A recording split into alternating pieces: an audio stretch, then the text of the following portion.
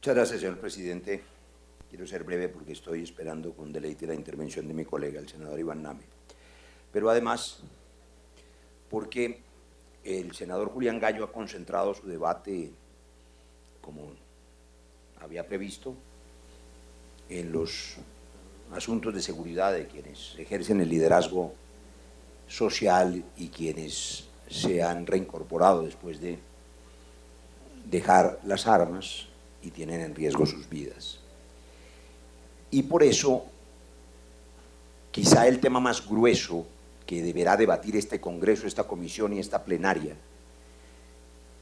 que son los asuntos atinentes a la responsabilidad del Ministerio de la Defensa y de la política de seguridad del gobierno actual, escapan en mi sentir a una discusión de fondo, porque han sido invitados algunos y citados otros funcionarios, digamos, con las responsabilidades civiles que actúan sobre otros civiles. No ese es el caso del ministro de Defensa, que es un civil, pero cuya responsabilidad política cubre a las fuerzas militares hacia abajo e involucra hacia arriba al comandante en jefe de las fuerzas militares, que es el presidente de la República.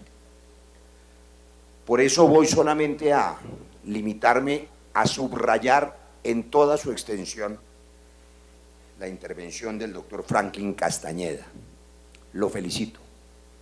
Clara, puntual, precisa, objetiva. Nos ha ilustrado a todos y por supuesto las intervenciones de los demás han sido muy útiles. Yo solamente quiero resaltar que en las intervenciones colectivas, y no me refiero tampoco a las de la Fiscalía, porque la Fiscalía ha sido invitada a este debate y ese es, digamos, otro asunto. Para empezar, porque si a la Secretaría General le ocurre que lleva 2 días encargada y es apenas entendible que no pueda acudir a este debate, al señor fiscal Espitia le pasa más o menos lo mismo. Acaba de asumir esa gran responsabilidad después de una larga y exitosa carrera académica, siendo un experto en el derecho penal y ejerciendo esa responsabilidad con confianza de muchos sectores sociales. De manera que voy a limitarme a las expresiones de los funcionarios del gobierno y del ejecutivo. Algunas de ellas las he encomillado con el mejor propósito seguramente para atender esta matanza de líderes sociales y este recrudecimiento de los asesinatos de quienes dejaron las armas y estos rebrotes de los grupos que llamamos en el acuerdo de paz grupos sucesores del paramilitarismo y que quisimos llamarlos así para hacerle un homenaje honroso a un parteaguas de la historia antigua de esos defectos horrorosos que ocurrieron en otros momentos de las fuerzas militares y lo que esperábamos viniera en el futuro, que no fuera una reaparición del paramilitarismo, sino de grupos sucesores del paramilitarismo. Esa diferencia para nosotros en La Habana resultaba importante.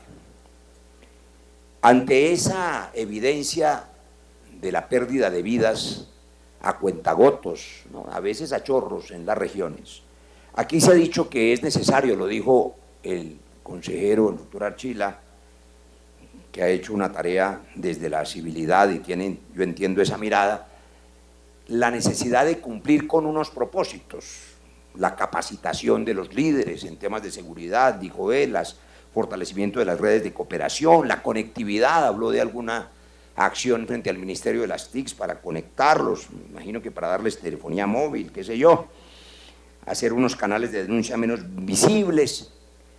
Todo eso puede resultar eficaz cuando el enemigo es externo y fortuito, cuando alguien ataca la vida de un líder social desde afuera.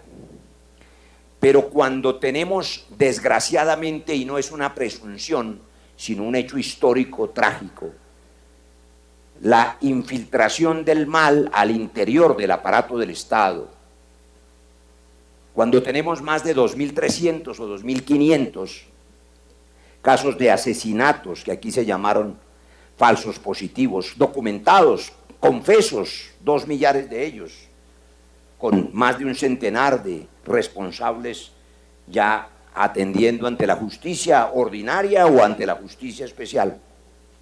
No se puede negar que aquí ha habido asesinatos y miles de asesinatos por cuenta de agentes del Estado, como no se puede negar que hubo 60.000 desaparecidos.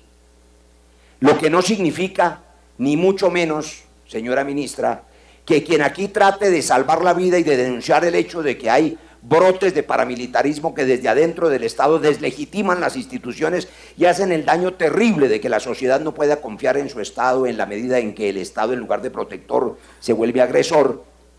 Entonces quien hace ese llamado a depurar el Estado, a protegerlo, a que se convierta en institución confiable y no tenebrosa, esa voz es catalogada, señora ministra, como una voz que pretende, comillas, desbaratar las iniciativas de las fuerzas militares. Esa fue su frase, señora ministra. Usted dijo... Con mucho gusto, 2 minutos, señor senador. Por eso dije que este no era seguramente el debate, porque tendremos un espacio mucho más largo cuando se trata de centenares y miles de vidas ya perdidas y otros centenares y miles de vidas que hay que salvar en los territorios colombianos.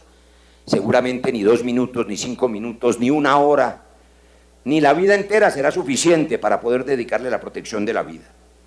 Pero sí para señalar algunas cosas que marcan la condición del discurso, que no es de mala fe, sino que es un discurso, por supuesto, que responde a una ideología. La ministra dijo, las fuerzas militares son llamadas a diezmar al enemigo, también en comillas, a diezmar.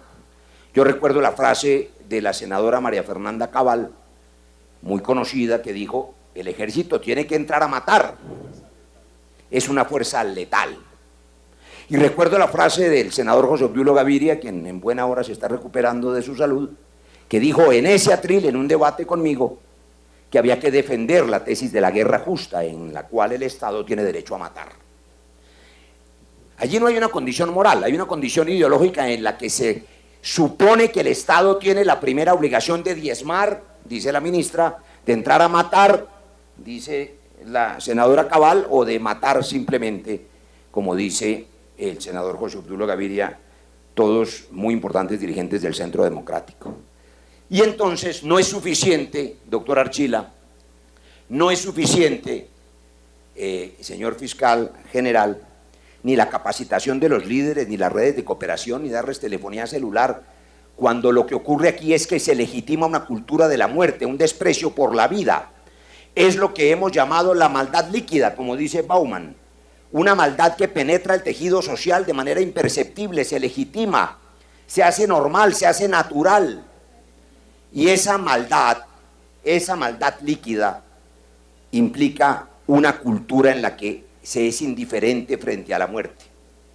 Esa indiferencia que el mismo Bauman llama la adiaforía, simplemente no nos preocupa porque tenemos otras preocupaciones. Y nosotros, doctor Castañeda y doctor Gayón, quienes defendemos la paz, también hemos cometido errores. Señalo uno, de concepción, de su señoría, que ha sido mío en el pasado. Usted invita a revisar el concepto de seguridad humana. Yo pienso que si nosotros nos concentramos en la necesidad de fortalecer la seguridad con cualquier apelativo y con cualquier dimensión, nos olvidamos que de lo que se trata es de construir una sociedad de derechos, no una sociedad de seguridad donde se imponga la seguridad, porque terminamos entonces en la seguridad por ella misma. Una sociedad de derechos donde el primero de los derechos es el derecho a la vida y donde el Estado es una institución que garantiza esos derechos, donde el Estado está allí para tramitar, para arbitrar, para proteger, para garantizar que esa crueldad y esa maldad líquida, que también es humana, porque es que se nos olvida, a propósito de seguridad humana, que la maldad también es humana y la crueldad sí que es humana. Los animales inferiores cazan para satisfacer su apetito, pero solo el animal humano tortura. La crueldad es humana y solamente la existencia de instituciones legítimas permiten que ese caballo desbocado... 1 minuto, señor senador. Solo las instituciones permiten que ese caballo desbocado de los instintos de la maldad pueda ser frenado, controlado. El mito, doctor Temístocles, del cochero, del áuriga, del bien y del mal. Yo entiendo el principio de legalidad, señor viceministro, que quisiera que la ministra me regalara estos segundos de atención. Entiendo el concepto de la legalidad como un error de buena fe. ¿Por qué lo digo? Porque ese cochero, el mito del áuriga, que tiene que decidir entre el bien y el mal, para hacerlo necesita conocer unas leyes, unas normas. Qué importante la legalidad. Pero si el cochero es asesinado, si no hay vida antes que la legalidad, ¿de qué sirve el códice? ¿De qué sirve la norma? ¿De qué sirve la legalidad? Un papel impreso cuando asesinan a la gente en los territorios. La prioridad, ministra, no es la legalidad. La legalidad es un instrumento indispensable. La prioridad es la defensa de la vida. Y para defender la vida hay que vivir en paz, porque si se vive en violencia, mueren seres humanos. Por eso el concepto del gobierno, al que quizá nosotros invitamos todavía con alguna ilusión a que se reflexione, es que su prioridad debe ser la vida. Una sociedad donde se defienda la vida, la paz, los derechos y las libertades, y no una sociedad donde otros criterios escondan y muestren desinterés. Por eso no se convoca a la Comisión de Garantías. Por eso solo se reunió una vez en enero, cuando debía reunirse una vez